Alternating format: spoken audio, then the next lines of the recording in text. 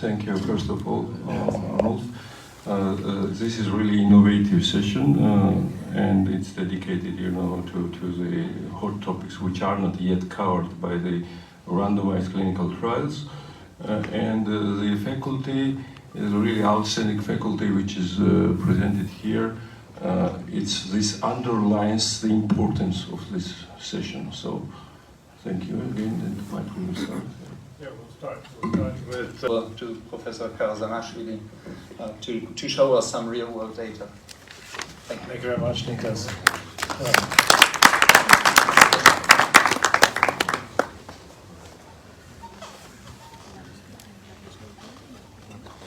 So, I will speak about microultrasound as a detection and staging of prostate cancer. No conflict of interest.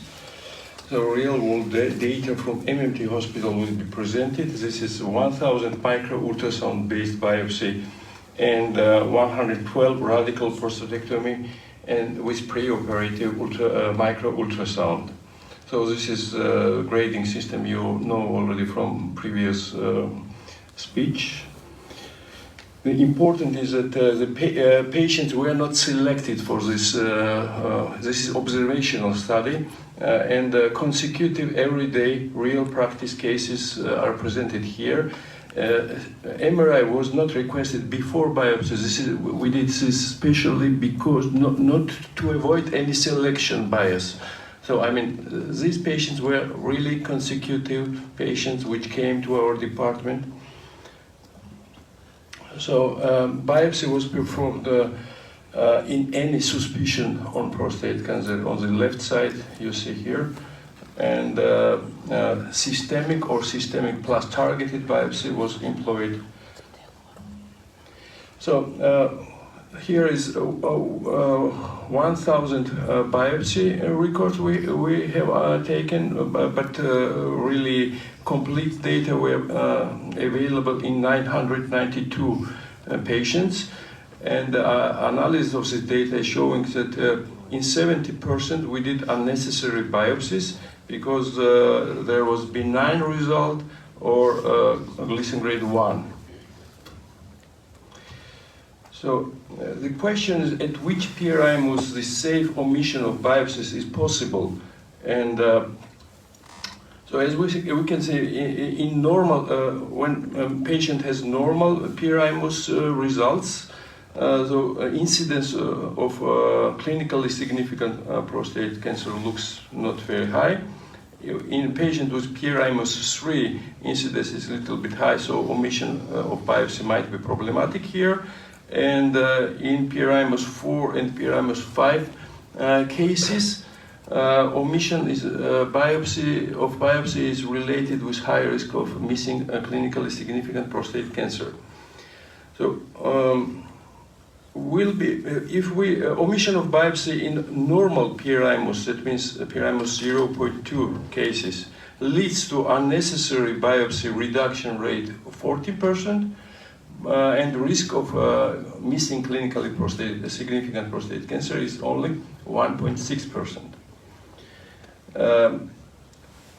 By omission of biopsy in PRIMUS 3 patients, unnecessary biopsy reduction rate will be very high, 62%. However, risk of missing clinically prostate cancer will be also quite high, that's 13%.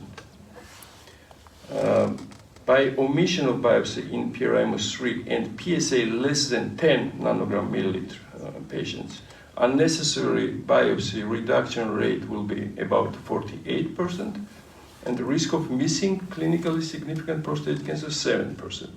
It's quite not very high, but anyway. And finally, with the omission of biopsy in PRIMUS 3 and PSA density less than 10, unnecessary biopsy reduction rate will be 35%, and risk of missing clinically significant prostate cancer 3.7%.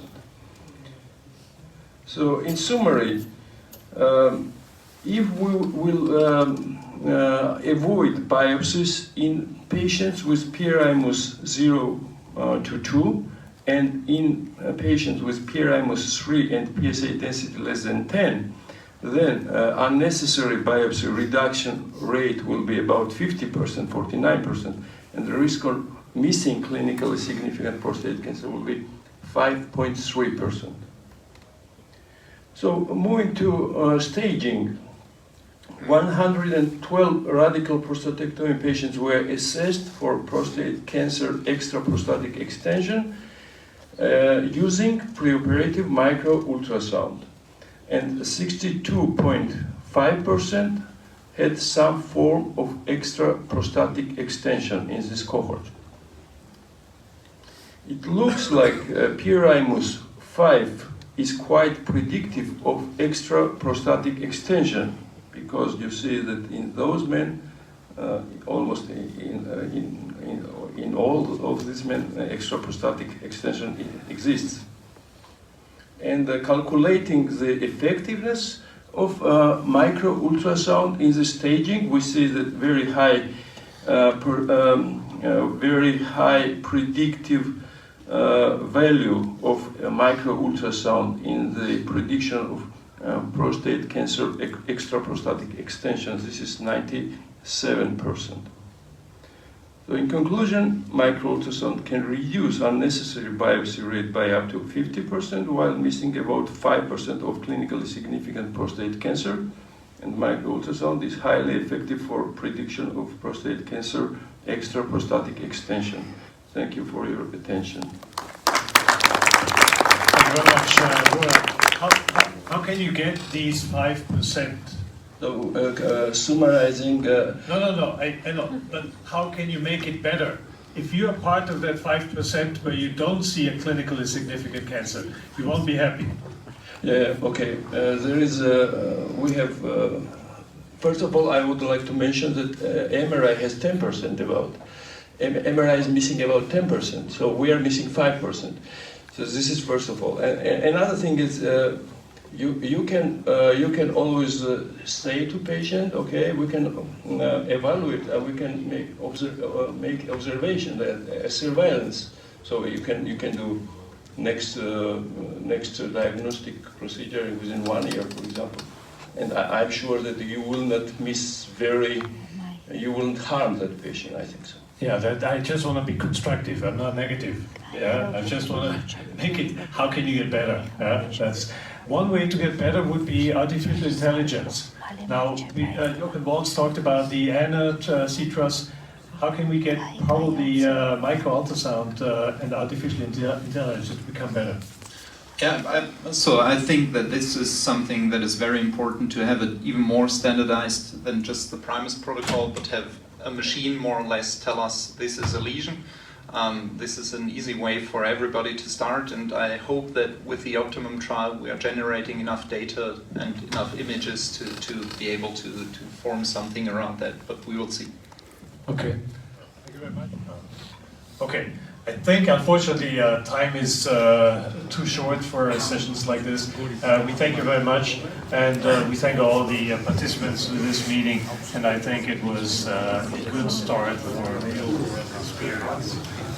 Thank you, Professor Stenzel, Professor Rupré, and EAU for including this very interesting session in the program, and we hope it will go